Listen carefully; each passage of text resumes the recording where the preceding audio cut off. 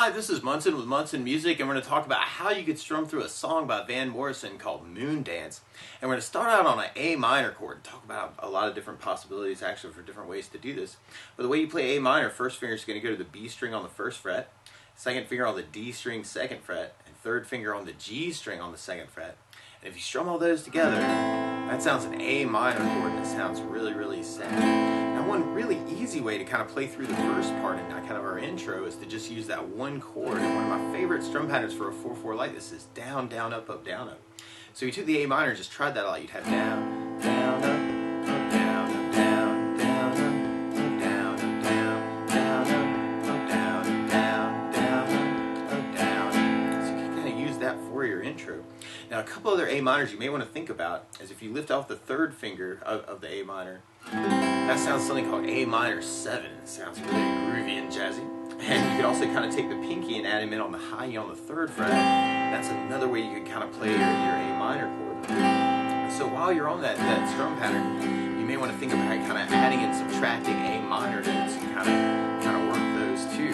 And then from there, actually, you'll kind of hear in the background where it almost kind of changes to a little piece of a B minor. Now, normally you play B minor as a second fret bar, second finger on the B string, third fret, third finger on the D string on the fourth fret, and the pinky on the G string on the fourth fret. And if you strum all those together, that sounds a B minor chord, and it sounds really, really sad. Now, if you lift off the pinky of that, then that sounds just a little B minor 7, which can sound very, very cool through that part too.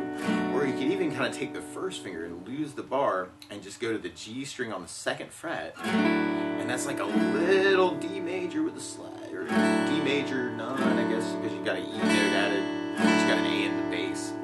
So that shape can be kind of a cool thing to kind of go to, but while you're working that A minor change, is kind of that A minor to that kind of voicing for the B minor.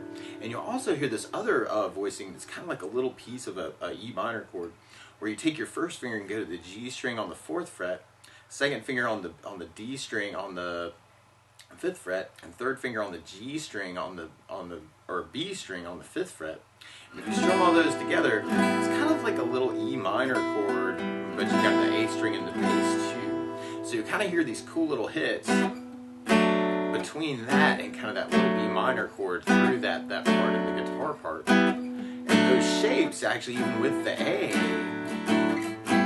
can be very cool to kind of ride out while you're on your strum pattern. Now I'm doing kind of a down, down on the first one, and then up, down on the second one. So down, down, up, down, down, down, up, down, up. Or you could even go to that A minor 7 and come back to it. So feel free to kind of move around on your A minor change there through the first part. It can be a very cool thing. Now, a lot of times I like to add basses to songs like this too, and you can work that as kind of a bass down, up, down, up, bass down, up, down, up, bass down, up, down, up, bass down, up, down between those changes.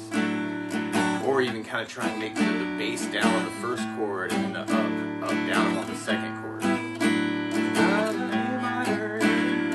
minor. So even though it's just kind of an A minor chord, you can make it sound very cool and jazzy. And it will basically be repeating that until we get to our pre-chorus part. And on our pre-chorus, we go to D minor chord. And when we play D minor, first finger goes to the high E on the first fret, second finger on the G string second fret, and then the third or the fourth finger on the B string on the third fret. And if you strum the D string, the high E string, that sounds a D minor chord and sounds really, really sad. Now you can also use a D minor 7 where you do the first finger over the high E and the B string, and then the second finger on the G string. So that can be a very, very cool thing to do too. Or a lot of times myself, actually, especially if I'm on D minors and I've got D for the bass, I'll think about moving to some smaller voicings for D minor. So you could even take the first finger and go to the high E on the 5th fret, second finger on the B string 6th fret, and third finger on the G string 7th fret. And if you strum the top 4 strings with that's another way you can play your D minor. Or you can even take the first finger and do like a little mini bar, and everybody loves mini bars. On the 10th fret, over the E and the B and the G is kind of a little D minor chord. So you can kind of move between those if you wanted to. And then from the D minor, we go back to A minor, and then we go back to D minor, and then we go back to A minor, and then we go back to D minor, and then we go back to A minor, and then we do a big hit hit on a D minor where you do kind of 3 downs and then kind of kill the strings. And then we go to an E major chord. And when you play E major, first finger goes to the G string on the first fret, second finger on the A string on the second fret, and third finger on the D string on the second fret. And if you strum all those together, that sounds an E major chord. It sounds really, really happy. It's kind of that similar hit, kind of three downs and you kind of kill it. But what you could do is kind of lift off the third finger, and that makes that E7 chord, which could be a cool thing to do too. Or you could take the pinky and kind of add him in on the B string third fret, and that's an E7 with even more bite. Or sometimes, especially on the E chord, I kind of think about using some other E's, where you could even take the first finger and go to the D string on the 6th fret, second finger on the A string on the 7th fret, and third finger on the G string 7th fret. And that's another way you can kind of play E7. So randomly, that could be kind of a cool thing to kind of move between them. Or you could even go to the first finger on the G string on the 9th fret, second finger on the A string on the 11th fret, and the pinky on the D string on the 12th fret. That's another E7 too. So that might be kind of a cool way to kind of work it too. But you probably want to grab one and just keep it. So that might be kind of a cool thing at the very end. And you can kind of work your whole strum pattern on that, or even the bass down, up, up, down, up. It can be kind of a cool idea. So on the D minor, you have the D string for the bass. On the A minor, you have the A string for the bass. And if we were going to use it, the E would have the low E string for the bass. D minor, the D bass, A minor, the A bass. And then we got our D minor hit, and then our E major or E7 hit. So we want to kind of play around with that.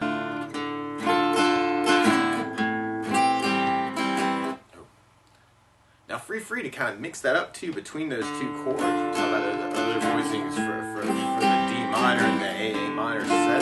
So you want to kind of play around with some other voicings for those chords too. Do that part before the D minor hit and the E major hit. And then from there, we go into kind of our main chorus tag. And our chorus kind of alternates between, probably could just stay on the A minor and kind of have a big A minor E hit at the end. But what it kind of sounds like is you're alternating between the A minor and the D minor. And one way to do that is to do just the down, down, up on each of those chords. And if you wanted to kind of add in the basses, you could do that too. The D with the D bass, A minor with an A bass, D minor with the D bass, A minor with an A bass, D minor with the D bass, A minor with an A bass, D minor with the D bass. And then we do that 7 times, and then kind of hit the A with a down, and then the E with a down at the very, very end.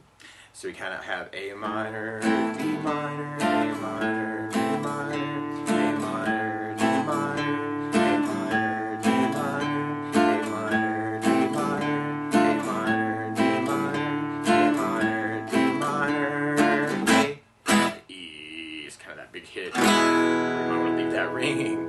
Another way to do it would be doing kind of the A minor with the bass down and then hitting the D minor on the up, down. Kind of digging on that. You have A minor with the A bass, down, D minor with the up, down, A minor with the A bass, down, D minor with the up, down, A minor with the A bass, down, D minor with the up, down, A minor with the A bass, down, D minor with the up, down, A minor with the A bass, down, D minor with the up, down, A minor with the A bass, down, D minor with the up, down, kind of at the end.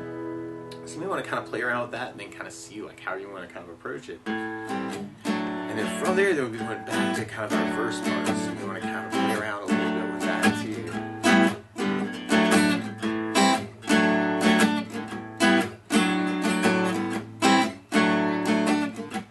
And we'll be repeating that until we get back to kind of our pre-chorus, where we got the D minor, A minor, D minor, A minor, A minor, D minor hit, E7 hit, and then we'd be going into our chorus. So A minor, D minor, A minor, D minor, A minor, D minor, D minor, A minor, D minor, A minor, D minor, A minor, D minor. We got our A minor hit.